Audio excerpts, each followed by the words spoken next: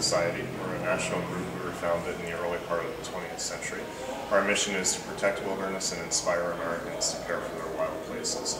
And we work throughout the country. I'm the Arizona representative based in Tucson. We're working statewide.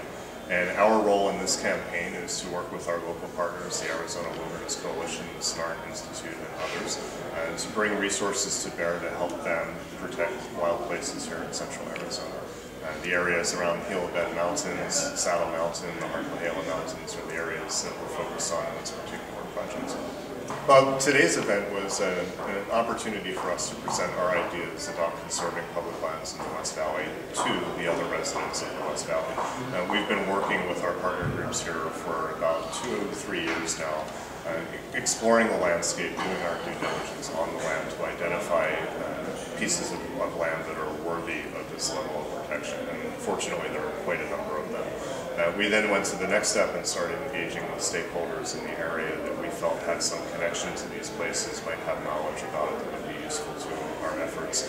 And today was an opportunity to present the results of that as a first draft and to start to solicit greater involvement from the general public, other stakeholders that maybe we haven't had an opportunity to chat with yet. And the idea here is that over the next several months we'll continue to refine this proposal as we get input from additional people and make it the best proposal it can be, both for the land and for the people of the West Valley. Would those be the kind of things that you've identified, and in what way would you say that they are affecting the West Valley? Indeed. I think one of the big challenges that Arizona and other western states face is a rapid population growth, particularly in Arizona. We were ranked first or second in the country, with Nevada as one of the fastest growing places in the country. And with that influx of people and infrastructure, it's incumbent upon us then to preserve what brings a lot of people to Arizona in the first place. I moved here from elsewhere.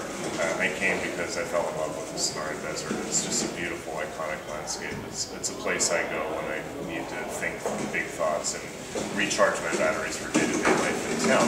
And I think right now the challenge is protecting that so that that resource, that spiritual resource, that natural resource is still available for Arizonans to enjoy in the future. You mentioned specifically Phoenix metropolitan area, the Air Force Base. And the residents of Phoenix, this is their backyard. The residents of the West Valley, it's the front yard. This is where people will go when they want to hunt, when they want to hike, when they want to do a picnic with the family, or just get out of town and get some quiet and peace for a day or so. It's important for us to preserve those opportunities for them. The Air Force Base, they both have that concern with the servicemen and women and their families that come here. They recreate in this land as well. Most of them passing through and new to the area, so it's a novelty for them to maybe get out in the desert. We want them to have that experience while they're here at Luke. Also for the future mission of the base, I think that folks from Federal Country Partnership put it pretty succinctly. They need the airspace corridors to get to the Barry Goldwater Range from Luke and from other military installations in order to continue that training mission for the pilots. Additionally, protecting the habitat in public lands in the western part of Arizona will help preserve wildlife and species that need that habitat, which will also be a benefit to the Air Force Base by not making military installations, say, the refuge of last resort for species. We have a thriving ecosystem in west central Arizona that's a benefit in a number of ways, not least of which from the military. Arizona is world-renowned as a birding hotspot, particularly the southern part of the state, but wherever you find water, you generally find riparian habitat and good birds. And the Gila River and the Hacienda River both join just a little west of here and then flow down through Gila Bend, so named because of the big bend in the Gila River. There are lots of birds along that flyway. There are other species that use the uplands and the desert. Probably some of the most iconic in the areas that we're talking about are desert bighorn sheep, which are classic animals in this part of Arizona. They're still thriving in some of the areas within this proposal and around it. The Sonoran Desert tortoise, which doesn't move quite as fast as the bighorn sheep, a little harder to see sometimes if you're not right up close, but this is great Sonoran Desert tortoise habitat as well. There's just a whole bunch of different animals that call this landscape home with us. Gila monsters, an iconic reptile for Arizona. Lots of different raptors, other reptiles, mule deer, game and non-game species alike. How would you assess the developments today? I think today was a great success. I think we brought together members of the community Republic's vision of having economic development, a strong economy, and a high quality of life, and marrying that with preserved open space, protected wilderness, and national conservation areas, and keeping the Sonoran Desert the icon that it is intact for future generations here. And I think when you look around the room today and you see a diversity of constituencies represented, that really speaks to the work that our local partners have done, building community support, reaching out and talking to people from all walks of life that share this desert with us. Right, and so that would sort of encapsulate your assessment of today.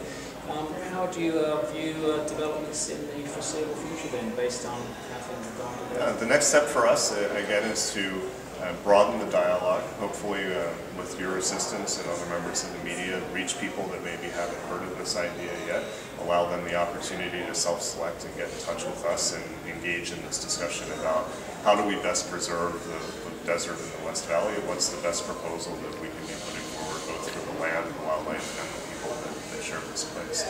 And after that, which hopefully that process will run its course through the next several months, in order to implement this idea, we'll need an act of Congress, which is a fairly high bar to clear, and that's intentional. It's similarly, once it's cleared, it is very good protection for the land.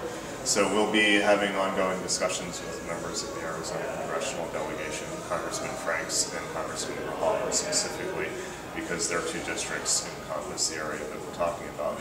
And hopefully we'll be able to have a bill introduced in the United States Congress maybe by the end of the year, hopefully in early 2012. We'll see. But that's the major milestone that we need to achieve in order to permanently protect these places in the West Desert. So if there's anything we can do to help in the future, or if you guys have other stories you're working on that may intersect with natural wildlands, please feel free to think of us as a resource. Well, we'll make sure that you're our first call. Excellent. Thank you. Thank you, sir. Okay.